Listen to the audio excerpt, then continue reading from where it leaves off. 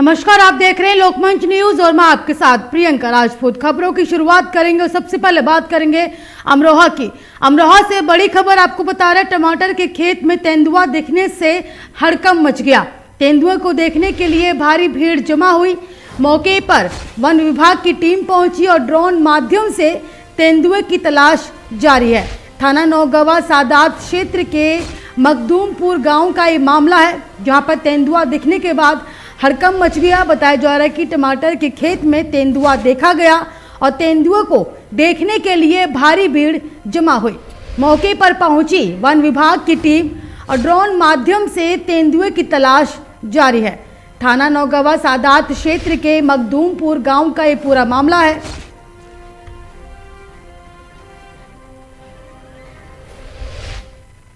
बालाघाट जिले के लांजी और किरनापुर में पिछले कई महीनों से कम समय में रुपया दोगुना करने का झांसा देकर आमजनों से करोड़ों रुपए ठगने वाले आखिरकार जेल पहुंची गए।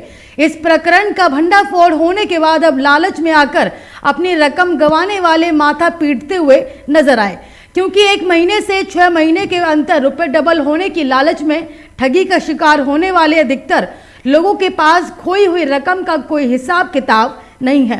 मामले की जानकारी देते हुए एसपी समीर सौरभ ने बताया कि पुलिस को पिछले कुछ महीनों से लांजी और किरनापुर में कम समय में रकम दोगुनी करने का अवैध कारोबार चलने की सूचना मिल रही थी और जिसकी तस्दीक करने के बाद 3 टीमें बनाई गई और रुपयों के नगद लेन देन का नियम विरुद्ध व्यापार करने वालों की धरपकड़ की गई। इनमें 11 आरोपी पुलिस के हत्थे चढ़े हैं और जबकि 3 आरोपी फरार हैं। इनमें 3 मुख्य आरोपियों के पास से 10 करोड़ रुपए नकद, 16 मोबाइल सेट और 3 वाहन भी जब्त किए गए।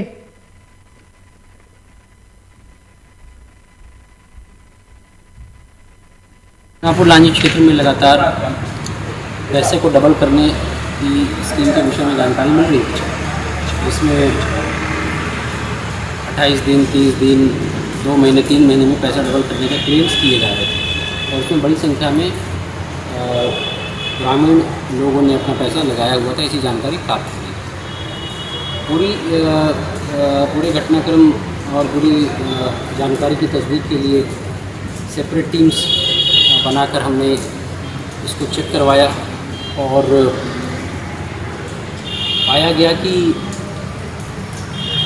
कुछ लोगों के द्वारा वहाँ की जनता को बेवकूफ़ बना के झांसा देकर 15-15 दिन में पैसे डबल करने की स्कीम्स एजेंटों के माध्यम से चलाई जा रही है। इसमें पुलिस टीम के द्वारा 3 अलग अलग प्रकरण दर्ज किए गए। Banning of unregulated deposit scheme 2019 का एक्ट है, उसके तहत इसमें बिना मान्यता, बिना नियम, बिना वैधता के लोगों से, आम जनों से पैसा कलेक्ट करना एक अपराध की श्रेणी में आता है। तो इसमें लांजी में 2 प्रकरण सोमेंद्र कंकराने और उनके एजेंट्स के विरुद्ध, दूसरा प्रकरण आमाडारे और उनके एजेंट्स के विरुद्ध और तीसरा इन्हीं चौकी अंतर्गत ग्राम में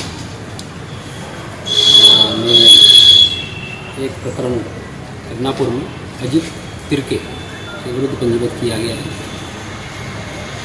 और इन सभी लोगों से अलग अलग राशि जब्त की गई है। अलग अलग ह्यूज अमाउंट में कैश सीज किया गया है उनके निशादेही पे, जो जिसकी कुल लगभग 10 करोड़ से ऊपर कैश हमने सीज किया।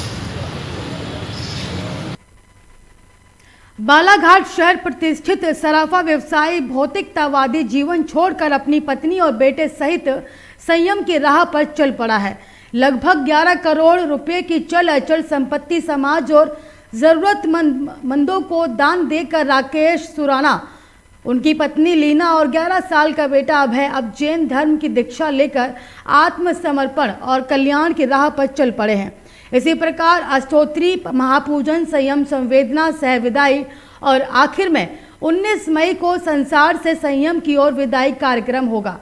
सुराना दंपत्ति और उनका इकलौता बेटा 20 मई को जयपुर में जैन मुनियों कर विधिवत दीक्षा ग्रहण करेंगे। और बता दें कि मुमुक्ष राकेश सुराना ने बताया कि वे बालाघाट में एक सफल और प्रतिष्ठित सराफा व्यवसायी के रूप में स्थापित हो चुके थे, फिर भी मन में संतुष्टि का भाव नहीं था और इसे संयोग ही कहेंगे कि उन्हें समान विचारों वाली पत्नी और पुत्र मिले जो आत्म उत्थान की राह पर चलने सहर्ष तैयार हो चुके हैं।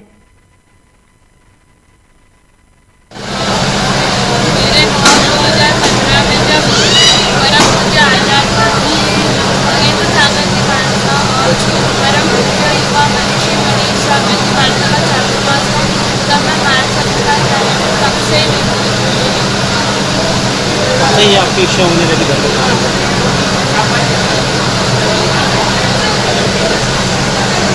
तो इसकी जो वैल्यू है वो इन धन दौलत को कमाने में या उसको भोगने में नहीं है।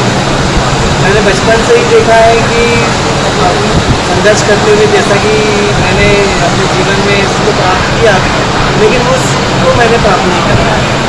मैंने भले ही सोने चांदी का व्यापार आज 25 साल से किया है और अपना एक शोरूम बालाघाट शहर में बनाने के बावजूद भी जब मैंने अपना आंतरिक अवलोकन किया तो ऐसा लगा कि वाकई में इसको कितना भी बढ़ाओ इसकी भूख कभी खत्म नहीं होने वाली।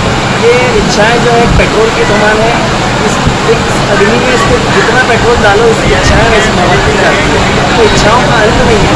तो मुझे लगा अपने आप को चिंतन करके इन इच्छाओं पर यहाँ पे अंत करना चाहिए और मानव तन का उपयोग जो है वाकई में जो आत्मा का उत्थान करने में उसका अपने जीवन को आगे बढ़ाना चाहिए। एक साथ परिवार में निर्णय ले कैसे आप लोगों के हाथ में एक मैं संयोग ही कहूँगा और संयोग के साथ साथ एक हमारा हो सकता है पूर्व जन्म का एक आपसी गठबंधन हो, एक जुड़ाव हो, जिससे कि हम एक प्लेटफॉर्म में आज आकर मिले हैं।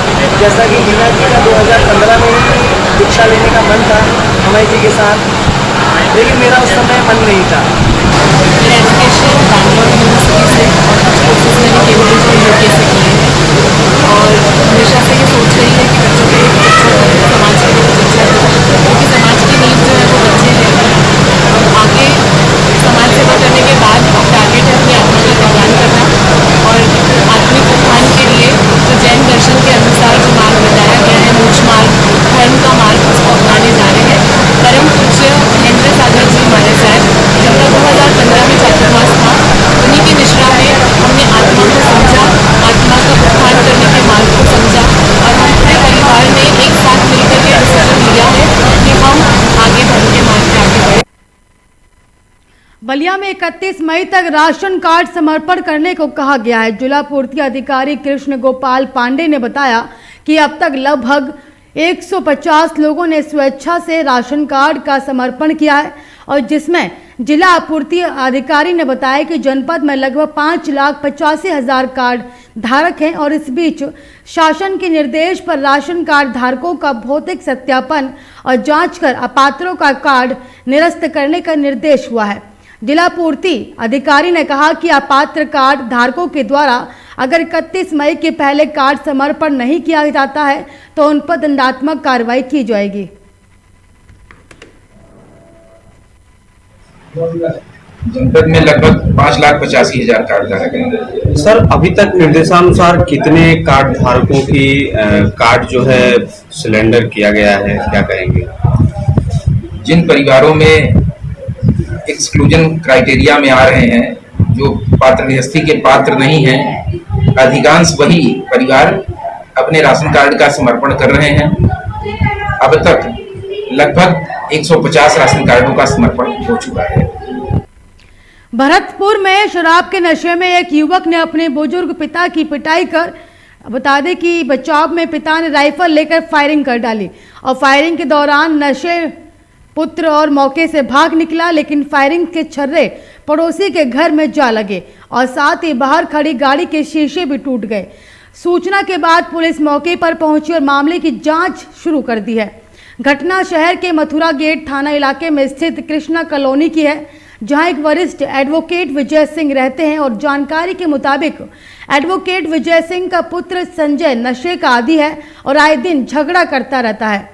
आज भी उसके पुत्र संजय ने शराब के नशे में बुजुर्ग पिता विजय सिंह के साथ जमकर मारपीट शुरू की और इसी दौरान अधिवक्ता पिता ने अपने बचाव के लिए घर में रखी राइफल निकाली और फायरिंग कर दी। सामने से कोई फायर हुआ था तो हमारे घर के अंदर छर्रे आगे पड़े हैं। यहाँ हमारे बैठने का स्थान है, यदि कोई होता तो कोई हादसा घट सकता था। तो इस तरह की जो कार्रवाई भरतपुर में हो रही है, इन पे लगाम लगनी चाहिए बहुत जल्द। विजय सिंह फौजदार वकील साहब हैं और एक उनका लड़का है संजय। उन दोनों में आए दिन झगड़ा होता रहता है। वो लड़का नशा पता करता है। आज सूचना मिली थी जैसा वो विजय सिंह फौजदार ने अपने बेटे के ऊपर फायरिंग किया। इसके ऊपर वो मौके पर गया, पूरी जांच करके आया और अभी उसके लड़के ने मुकदमा दिया है कि मेरे पिताजी विजय सिंह फौजदार ने मुझे जान से मारने की नीयत से मेरे ऊपर गोली बंदूक से लाइसेंसी बंदूक से फायर किया। पीडब्ल्यूडी कैबिनेट मंत्री भजन लाल जाटव जाला टाला पहुंचे और जहां मंत्री ने ग्रामीणों से रूबरू होकर समस्याएं सुनी। जहां ईस्टर्न राजस्थान कैनाल प्रोजेक्ट का मुद्दा छाया, पीडब्ल्यूडी कैबिनेट मंत्री और वैर विधानसभा क्षेत्र के विधायक भजन लाल जाटव ने स्वयं के निर्वाचन क्षेत्र के गांव झालाटाला हलेना पहुंचकर ग्रामीणों की समस्याएं सुनी और जिसमें केंद्र में साल 2018 से विचाराधीन ईस्टर्न राजस्थान कैनाल प्रोजेक्ट का मुद्दा छाया रहा। मंत्री जाटव ने उक्त प्रोजेक्ट की देरी का कारण केंद्र सरकार और राजस्थान के समस्त लोकसभा और बीजेपी के राज्यसभा सदस्यों को जिम्मेदार ठहराया। तरीका से एक भीषण गर्मी के दौर से पूरा राजस्थान गुजर रहा है और 48 डिग्री टेम्परेचर है। तो जिस तरीका से पूर्वी राजस्थान में बड़ी भारी पारे की कमी आ रही है और हम सब लोगों ने, विधायकों ने और तमाम जो लोग हैं उन्होंने, हमने और माननीय मुख्यमंत्री जी ने केंद्र सरकार से और देश के प्रधानमंत्री जी से अपील की है जो हमारे 13 जिलों की जो ईस्टर्न कैनाल प्रोजेक्ट परियोजना है उस परियोजना की हमें मंजूरी मिल जाए और तो निश्चित तौर पे पूर्वी राजस्थान के लिए हमारी बहुत बड़ी सौगात होगी। आज सिंचाई की तो छोड़ो, पानी पीने के लिए बड़ी दिक्कतें महसूस हो रही हैं। ज़मीन में पानी की बहुत बड़ी किल्लत है, कमी है। एक ट्यूबवेल लगाते हैं, एक साल चलता है, फिर दूसरा लगाते हैं, वो सूख जाता है। तो ज़मीन के अंदर पानी ही नहीं रहा तो पानी पीने के लिए दिक्कत आएगी। महावीर हार्ट क्लिनिक और गीता भवन इंदौर के वरिष्ठ हृदय रोग विशेषज्ञ doctor Rakesh Jain world hypertension day के मौके पर आयोजित अवेयरनेस पत्रकार वार्ता को संबोधित करते हुए कहा कि कम उम्र के लोगों में हाई बीपी की शिकायत होना ठीक नहीं। कामकाज के दबाव और असंतुलित दिनचर्या, जंक फूड का उपयोग, सिगरेट और शराब का सेवन इसका सबसे बड़ा कारण है। और आश्चर्य की बात यह है कि लोगों को पता ही नहीं है कि कितनी गंभीर बीमारी पाले बैठे हैं। आईसीएमआर के सपोर्ट के हिसाब से केवल 28 लोगों को ही अपनी बीमारी के बारे में पता है। जो हार्ट का दर्द होता है, एक तो हार्ट का दर्द जो आपका ये नेक जॉइंट है, जो जॉ का जॉइंट है और अम्बलाइकस है, नाभि है, यहाँ तक कहीं पर भी हार्ट का दर्द हो सकता है। जो मैक्सिमम केसेस में 70 से 80% लोगों में जो हार्ट का दर्द मिलता है, यूजुअली लेफ्ट साइड या सेंट्रल में चेस्ट में हैवीनेस लगता है, खिंचाव लगता है, साथ में वो लेफ्ट साइड में दर्द समझ में आता है कि लेफ्ट साइड में भी जाता है। उसके साथ में अक्सर पसीना आना, घबराहट होना, ये हार्ट का दर्द होता है। जो गैस का दर्द होता है, यूजुअली जब हम खाना पीना खाने बैठते हैं उस समय सिर्फ इपिगैस्ट्रिक रीजन है, मतलब नाभि के ऊपर समझ में आता है, खट्टी डकारें आती हैं और ये अक्सर सिम्टम्स रहते हैं। हार्ट वाले पेन में चलने फिरने पे हार्ट का दर्द बढ़ता है, रेस्ट करने पे कम हो जाता है, लेकिन जो गैस के दर्द में ऐसा कुछ नहीं होता। फिर भी आप एग्जैक्टली नहीं कर सकते कि ये दर्द गैस का है या ये दर्द हार्ट का ही है,